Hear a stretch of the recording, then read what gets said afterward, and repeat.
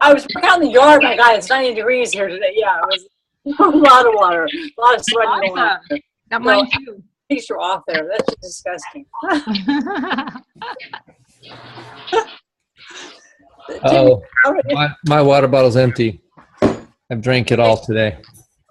Well, thanks, Kim, for introducing. Do you want to finish up with some of the introductions? Yeah, I think, Melody, is this your first time or have you been on before? I did before. Craig knows me from here in town. He was my health coach when I lost my 35 pounds a couple years ago. I've been in contact since still. And so I'm just still here in Portland and leaving for Cabo in a week. So I'm just trying to lose a few more. But anyway, I gained back about, I lost 35 and I gained back about 15. So I want to kind of get rid of those again. So I'm trying to stay with the plan. And I can only imagine the benefits that you'll experience being in Cabo. That's going to be awesome. The sun helps a lot. My attitude, yeah, the sun does. So that's me. And I'm looking for some new faces that have hopped on. Craig, you might know better than I who has been here. I'm not here every week, but Karen, have you been on with us before? Or she's on the phone. It looks like I don't know about Mona. Melissa, you've been here before, but I haven't seen you for a little while. I'm glad to see you back. You want to tell us who invited you and just give us a little bit of something healthy you're working on? Hi. I can hear you. Linda. Sent me a text today. Linda Benson. Yep. And where are you from? Colorado. Yeah. And what's one of the something healthy you're working on right now? Water. Yeah. It was 90 here today. And so, or it's 87 right now. And so as we come into the summer, water is even more important. So, yep. Awesome. Well, welcome back. Thanks. Yep. And then Mona McHenry. Let's see, Mona, are you there? Hello, Mona. Can you hear me? Nope. I can hear you. You can, yes. Who said that? Karen did. Hi, Karen. Oh, you called in on your telephone. Well, hi, Karen. Yeah, my computer's not working too well. It's breaking up too much. Oh, it is? Okay. I'm going to turn it off and listen in. Okay, sounds good. Welcome. Thank you. This is Stephanie here. Got it. Okay, well, it looks like everybody else has been around a little bit. We've got a couple of topics today. By the way, just welcome for all of you that are joining and for all of you that are watching this on the recording. We do this healthy huddle each week. And it's really just a time where we can support each other and we can stay in the group, because it's not always about learning something new, but it's about renewing something that is important to you. And the more healthy living only works when you practice it. You can know all the healthy, awesome things to do, and if you don't practice them, you don't receive any benefit. It's impossible to. So I was trying to think of an analogy. You can know how to make something really healthy and really tasty, but if you don't actually make it, you don't get to enjoy it, right? So that's the way that health works, and so that's why we do this. We do this as an opportunity to practice. And so tonight we're going to be talking a little bit about plateaus, and some people, when they've hit a plateau, what a plateau is, how to diagnose a plateau. And so what I'm curious is anybody here currently experiencing what they think is a plateau? Sure would be awesome if there was. Eileen, a little bit? Yeah? Okay. And so Mickey Lou. Wow. Hi. And Hi. Dean. Good to see you guys. So we're talking a little bit about plateaus tonight. And so technically what a plateau is, it's 14 days, some people call that 2 weeks, of no weight loss or no inches lost. And so one of the first things that I always have that I ask my clients that they're in a plateau is, are they measuring their progress only with the scale, or are they using a measuring tape? Because if you only have one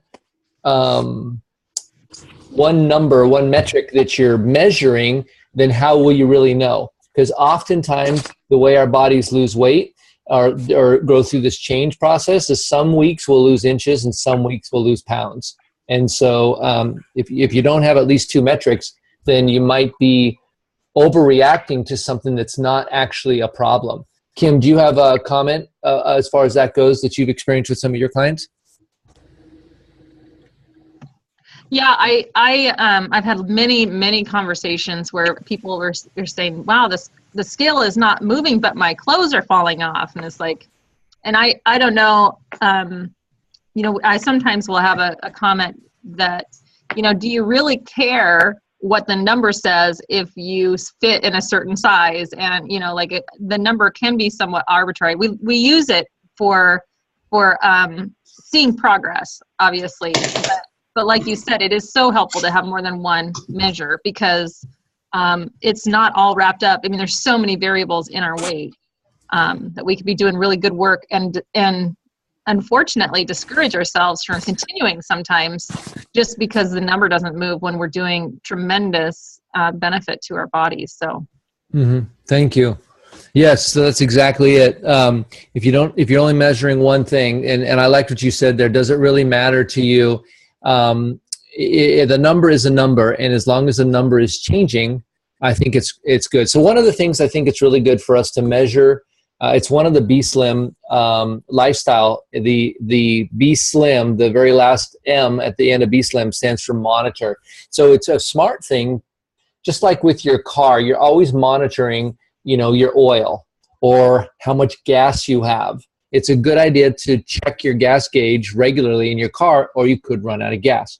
So one of the things that we do with our weight or with a pant size or something, because usually when we're practicing less healthy habits, the result is weight gain. And so by having a scale or a measurement as an indicator of what's sort of a feedback loop to say, oh yeah, my habits are getting a little off track and the scale's going up. It's also, I think, a really good thing to do to calibrate, because sometimes you'll be having some foods that are maybe, they're not glycemically low. And if you don't get on the scale to get that feedback to say, yeah, high glycemic foods put weight on my body, then you'll be out of calibration. So it's a good idea to monitor yourself regularly. I recommend it once a week.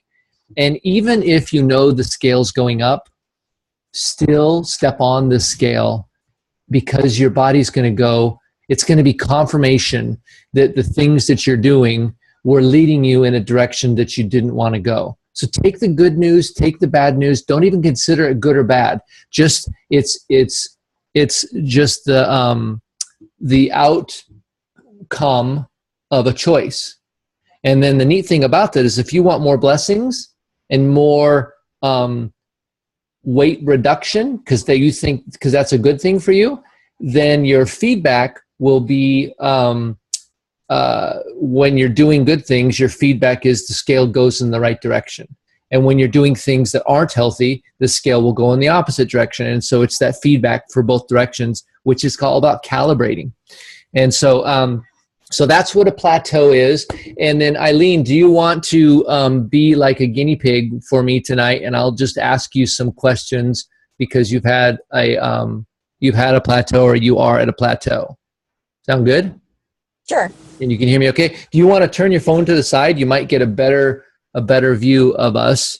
Like flip it on its side so it's sideways. Oh, there you go. Is that better? Yeah. That looks better for us too. You're right. Okay, so the first thing is, how long has it been since you've seen a change in the scale or your inches? I have to admit, I haven't been doing the inches. I didn't know about that, but the scale, I've been kind of going down between, I'd say about 3 pounds, kind of going back and forth with 3 pounds, and it doesn't seem to be doing much. But I know the answer to that. I allow myself to go off every once in a while. Okay. And I kind of know the answer. Okay, fair enough. So thank you for that, for your honesty there. That one thing, and this is actually, this leads me to my next topic here. So I'm going to go into this a little bit of detail here. Is the 5-in-1 it's like a science experiment. I mean, it's not an experiment. It's like science. Let me use another analogy. It's like a recipe. And when you're cooking something in a recipe and it calls for a tablespoon and you use a teaspoon, or if it calls for, like, let's say, for example, 2 white powdery substances. One of them is sugar, one of them is salt.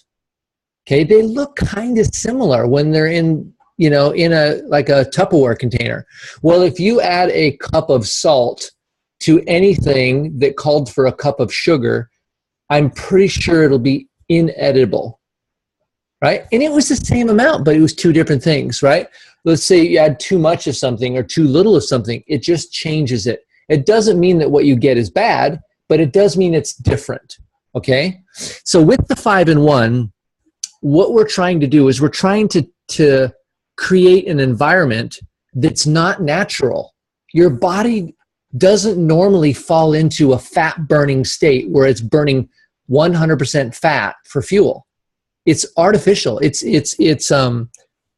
engineered. It's not normal. And so the way to get your body to do this sort of amazing thing that we've reverse engineered, we've figured this thing out, is we have to, your body stores carbohydrates in your liver and your muscles, okay? And it uses that for quick energy and throughout the day, and it does process some fat, but it doesn't exclusively process fat and not at a high volume, right? And so what we do in the first 3 to 5 days of being on the 5-in-1, we're keeping your carbohydrates at 85 to 95 grams per day. So your body needs more than that. So what it does is it starts using up its stores. So eventually your liver is empty. That's like your gas tank. You have no gasoline in your gas tank. So what your body does is it converts your fat stores to use that as fuel. Okay?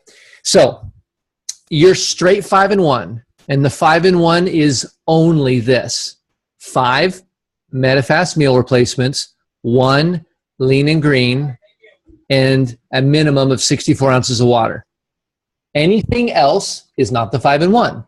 That's the 5-in-1 plus croutons, the 5-in-1 plus, an apple, the 5-in-1 plus a glass of alcohol, right? That's not the 5-in-1. Now that may be a great program, but it's not the 5-in-1. So, and the 5-in-1 is the program that's been tried and true and tested for the last 30 years, and it works. It's sort of like when you open up a box of something that has some mixing ingredients and you follow it to the T, you know that you're going to get the outcome of what you're cooking is going to be the outcome of the picture on the box, right? Because thousands of people have created that recipe. So it's a recipe for your body to use your stored body fat as fuel. And that is why people lose weight so quickly, is because you're just, and why you change shape, because your body literally is just consuming that stored body fat. So if you think you're hitting a plateau or you're wavering with these 3 pounds here, 3 pounds there, it's because it's not that you're a bad person. It's not even that you're making bad or good choices. What it specifically has to do is you've eaten more than about 95 carbs that day, and so your body stored a little bit of those carbs in your liver, and so it's going to burn those before it goes back into fat burn. So you're not evil, you're not bad, you're not whatever, but you're not in fat burn, right? And so if you want to be in fat burn, I muted you, Eileen. So if you're not in fat burn, then you're in normal metabolism. And so if you're not at your goal weight and that's still important to you, then the 5-in-1 in the fat burning state is the safest, quickest road to that healthy goal weight of yours. And so you have to get in your mind, it's the stop, challenge, choose thing, where you have to, when you have an option to go stay on the 5-in-1 or to go off the 5-in-1, you have to have the resolve as to what you actually want for reals. And only you can make that choice. Any comments there, Eileen? I unmuted you. Yeah, I fully realize that because it's just wasting. The whole purpose of the 5-in-1 is to do one thing, and when I put anything else in my mouth besides that, the fat food that's allowed on the program, I'm taking it out of fat burn. Mm-hmm. So it's not. It's really kind of a wasted. Well, think about it. Let's say you're on a road trip and you're heading somewhere, and you want to get to this location. Let's say it's 500 miles away and it's straight south. Well, you can go east for a little while if you want. I mean, maybe there's some mountains over there that look interesting. So go see the mountains, but you're not going to be getting closer to your destination, right? And so having something that's not on the 5-in-1 doesn't mean it's evil. An apple is not evil, right? An apple it's going to take a longer time to get to my destination. Yeah, and there's some downsides. What do you guys think? What would be some downsides to it taking a long time to get to your goal weight? What do you guys think? Anyone want to raise their hand? Yeah, Debbie, I'll unmute you. Go ahead. There's a bigger chance that you're just going to keep going, that you'll lose your motivation. It's taking longer, and so the motivation can go down fast, and then it's done. Hard to, yeah. Well, and so anybody said, I want to lose my weight slow so that I keep it off. I hear that all the time. And so the problem with going slow, let's say you decided to go on that same trip that was 500 miles away, and you decided to walk there versus taking the car. The chances are you may run out of gas. You may decide this is too far and turn around and head back home. You might just go back to your starting weight, or you might just stop there and say, I'm okay here. But so going too slow or taking a detour may mean you get lost and you never got to your destination. And that happens a lot. So I don't know if we realize how important Mickey Lou, you're next, how important having a real clear picture of your destination. You know, I mean, like, let's say your destination is Disneyland. Well, it doesn't mean your trip's over when you get there. You just go to the next phase. It's called riding roller coasters, right? So getting to a goal weight is only a temporary destination. Now you get to do things inside that body once you're there. And so get really clear about what you want and fight for that thing. And if you think you're at a plateau, and it's really just because you're going on and off, that's another type of issue. So Mickey Lou, I'll unmute you. Go ahead. Yeah, I would say for me, it's been taking me a long time, and I think I get bored. Mm. And when I get bored, the thing I used to do when I got bored was eat. Uh-huh. And so it's kind of the same thing, is that I'm doing pretty well, but I'm bored, and then I forget, and somebody says, here, try this. And oh yeah, that looks really good. And then I'm gone. Yeah, got it. Interesting.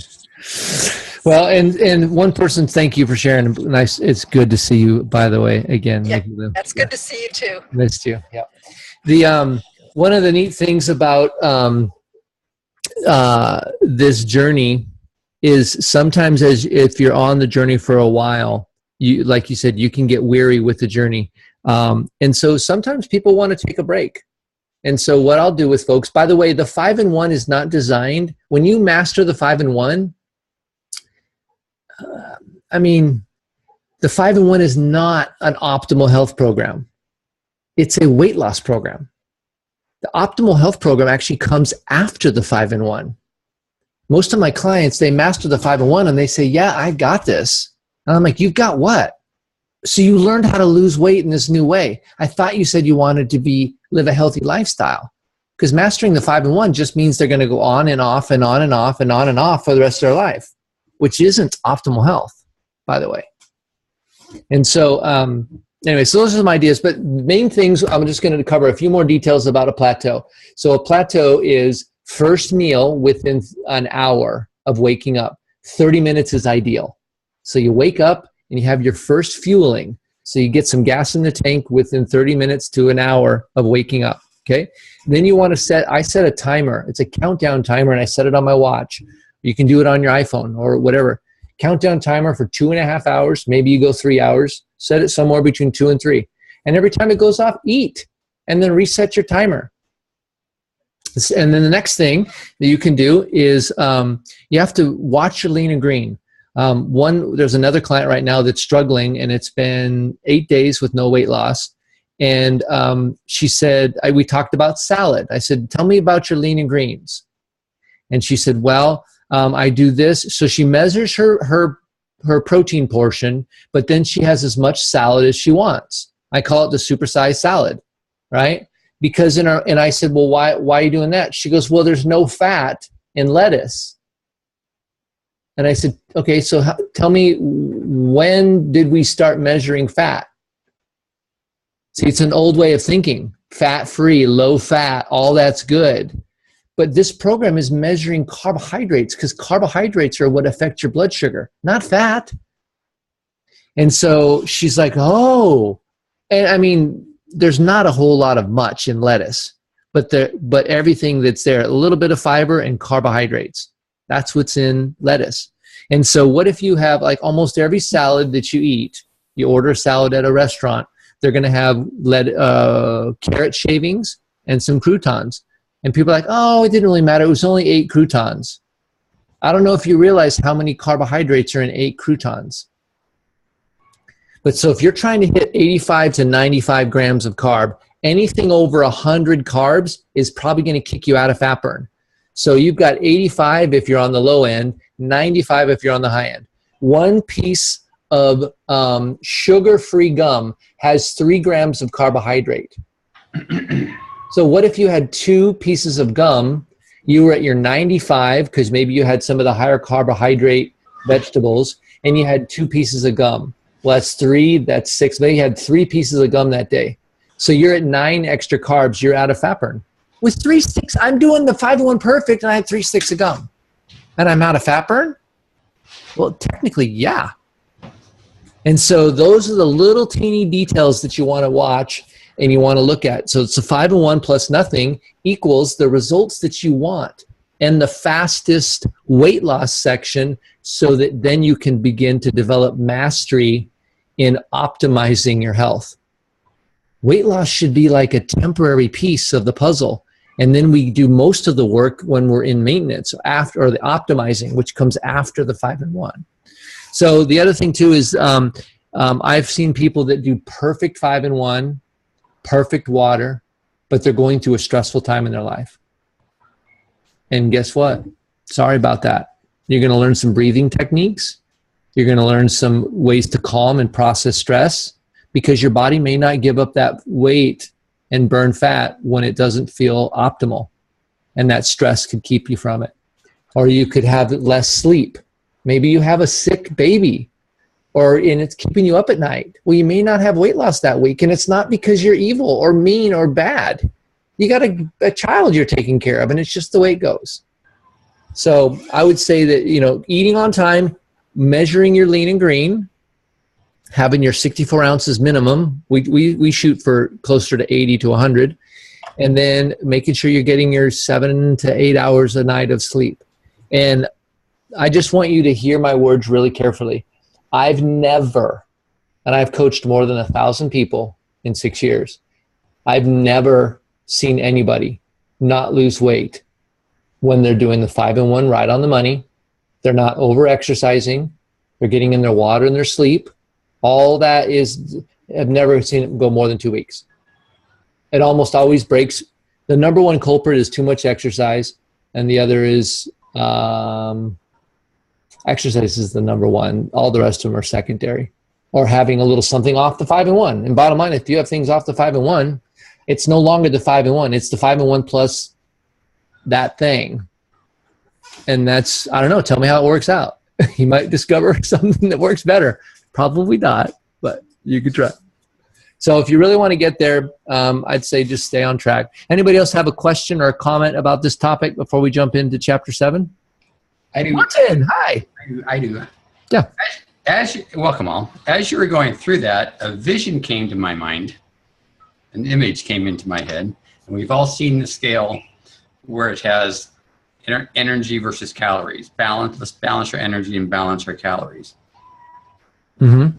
And what we're really doing on the program in the 5 and 1 or the weight loss is what are we balancing? We're balancing carbohydrates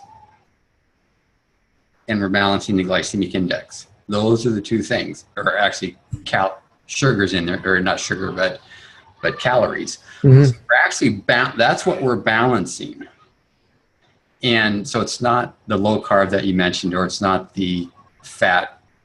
What's the low fat? Low carb, high fat. We're balancing our nutrients, mm-hmm. and that's what we need. Why we're measuring. That's what we're trying to keep that in balance. Keep the engine burning. Somebody told me the idea of having 6 small meals a day is like taking kindling and dropping it on a campfire.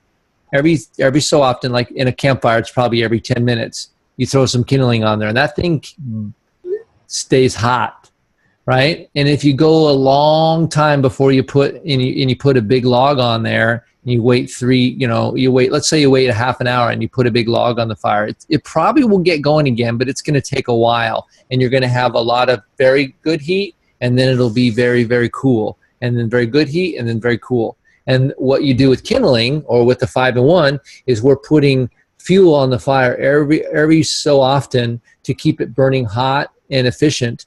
And then that also keeps your blood sugar from going up and down drastically, which is able to put you in a fat burn state. It's super, super beneficial. So, and then you don't get lost on your journey.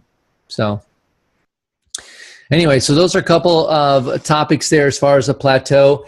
And you want to look at the exercise you're doing too, because more is not better and less is not better. It's a Goldilocks principle, and you want to find out what's right. You can, if you're at a plateau, my recommendation is stop exercising 100% for three or 4 days, and just really work on your timing and getting in, just nailing it. Just follow the recipe.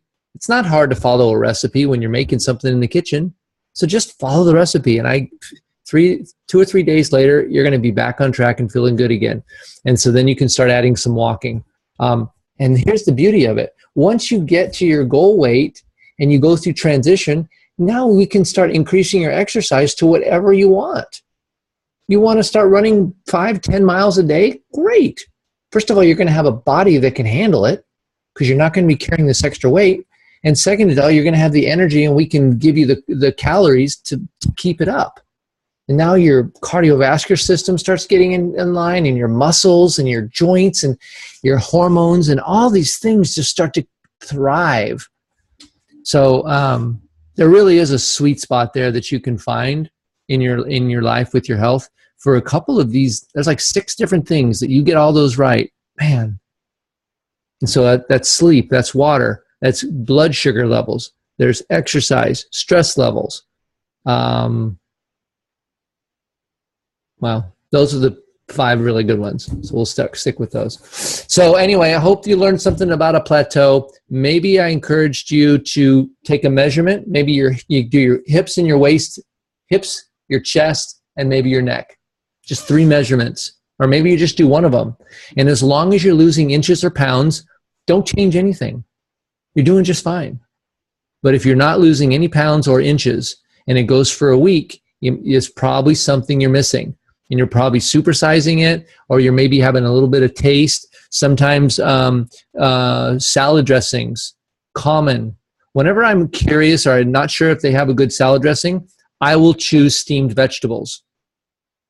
That's a safe bet, and just have them steam them in water. But if I do a salad, I'll go with balsamic vinaigrette or salsa, or sometimes I'll use mustard. And those are things that are 3 pretty safe salad dressings, because the low-fat Italian dressing is not something we care about anymore. We're not focusing on low-fat only. It's low carbohydrates, low sugar, because that's what plays with our blood sugars. So hopefully that gives you a little bit of some pointers and some ideas regarding plateaus. And thanks for showing up.